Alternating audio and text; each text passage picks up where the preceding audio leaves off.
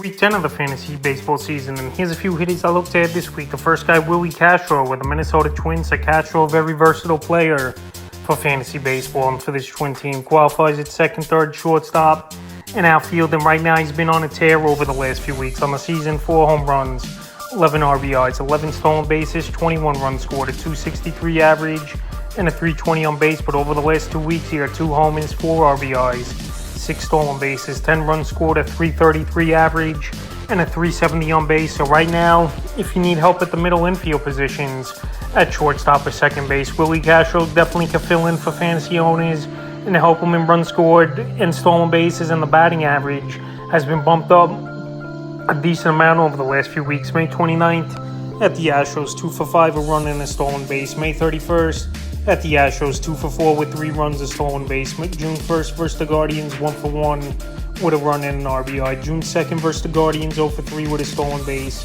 June 3rd versus the Guardians, 0 for 4. And June 4th versus the Guardians, 1 for 4 with a home run and an RBI in that one. So right now, Castro's playing good baseball, and the versatility definitely makes him so valuable. I don't know if he's going to keep this up for the whole season, but right now, while he's playing good and available in 52% of fantasy leagues, he's a good pickup this week. The next hit is Josh Naylor of the Cleveland Guardians. So Naylor, he's been up and down this season. He'll have a couple good weeks in a row, and then a few weeks he'll be droppable. But right now, he's back on the ad list. In the season for Naylor, already over 40 RBIs. On the season, 8 homers, 41 RBIs, 17 runs scored, 4 stolen bases, 253 average, and a 311 on base. And over the last couple weeks here, a homer, 10 RBIs, 5 runs scored, a stolen base, a 317 average, and a 391 on base. So right now, Naylor playing good baseball for this Guardian team. He's getting on base, showing some pop, and definitely driving in the runs, where last week he had a big game on May 31st at Baltimore. 4 for 5, a homer, 6 RBIs, a stolen base, 3 runs scored.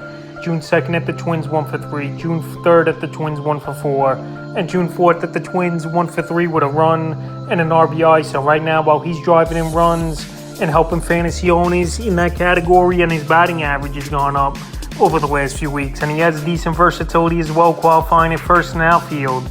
Naylor's a solid pickup this week. Is Brian De La Cruz of the Miami Marlins. So De La Cruz over the last few weeks here has been hitting the baseball well, and he's been a top pickup of late. On the season, 7 home runs, 26 RBIs, 26 runs scored, 3 stolen bases, a nice 296 average, and a 347 on base. So right now available in 49% of fantasy leagues. And this possibly could be the last week owners have a chance to go out there and get him before he's 60% owned or more. And the last 2 weeks here for De La Cruz, 2 home runs, 8 RBIs, a stolen base, 9 runs scored, a 313 average, and a 397 on base. So right now playing good baseball. We know the Marlins, they need some hitting, and over the last few games they're starting to hit the baseball a little bit, even though I know it was a weak Oakland Athletic team coming to town. May 31st versus the Padres, 0 for 3. June 1st versus the Padres, 1 for 4.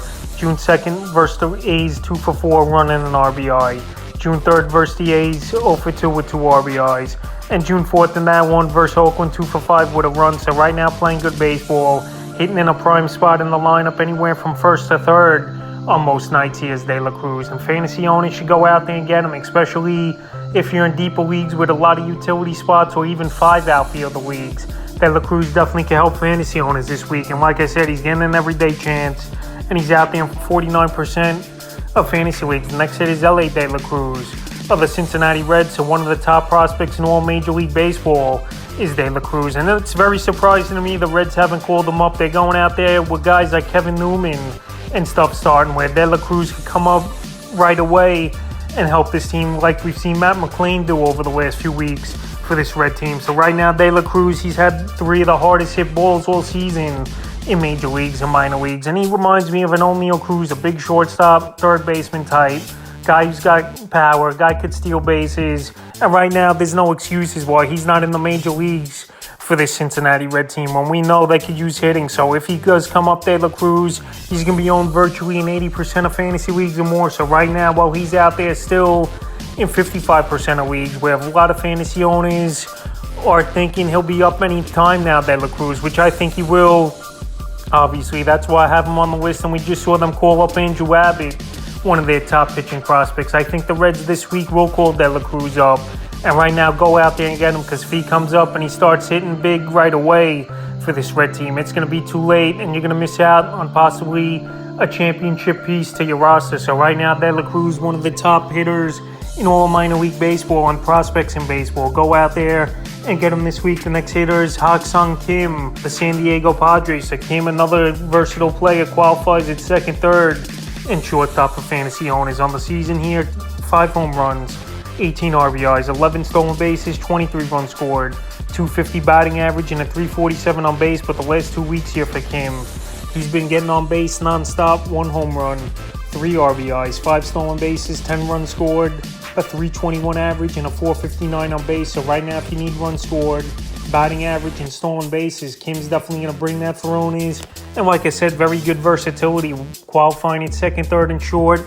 And he could easily help in those middle infield positions. And right now, available in tons of fantasy leagues at 79%. May 31st at the Marlins, 0 for 3 with a stolen base. June 1st at the Marlins, 1 for 4, 2 runs, a stolen base. June 3rd versus the Cubs, 2 for 2, a run and a stolen base. And June 4th versus the Cubs, 0 for 4. So right now, this team is struggling a little bit here, is this Padre team. But Kim, he's been either first or 6th or 7th in the lineup most nights, depending if it's versus a lefty or righty. But he's getting an everyday chance right now with this Padre team. And like I said, stolen bases, average, and runs scored, he's going to help fantasy owners. And he's a guy that hustles and he puts the ball in play. So right now, you can't go wrong, I believe, here with Kim.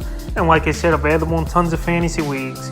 Still at 79%. The next hit, Emma Candelario of the Washington Nationals. So Candelario out there in 85% of fantasy leagues. And he's been playing great baseball pretty much the whole season. And he's got an everyday job for this national team right now. On the season, 7 home runs, 28 RBIs, 27 runs scored, a stolen base, a 264 average, and a 333 on base. So pretty decent numbers here for Candelario. Guy qualifies at third base, getting an everyday opportunity, obviously, for one of the worst teams in the league in Washington. And over the last 2 weeks, a homer, 9 RBIs, 8 runs scored, a stolen base, a 310 average, and a 420 on base. So right now, he's going out there. He's doing the little things here for this Washington national team, and he definitely can help fantasy owners more in deeper leagues. So the last few games for Candelario, May 29th at the Dodgers, 1 for 4.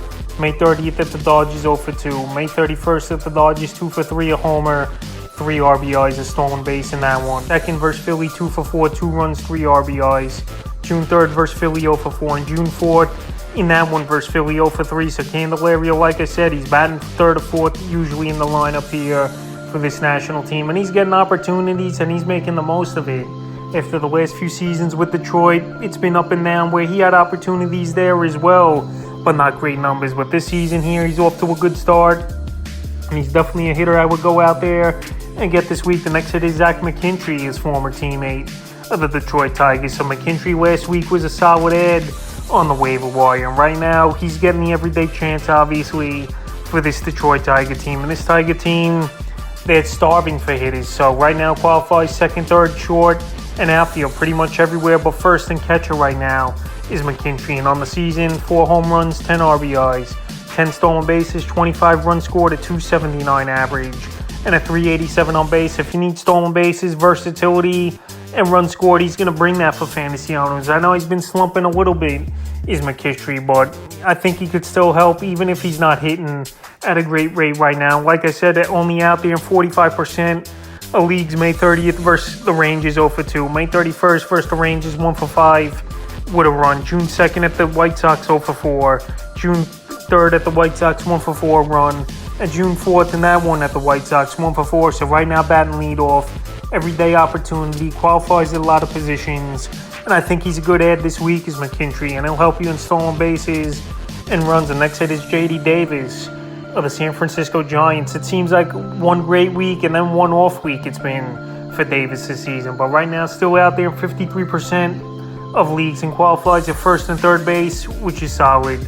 On the year, 9 home runs, 31 RBIs. Stolen base, 26 runs scored, a 280 average, and a 365 on base. So a very nice on base percentage.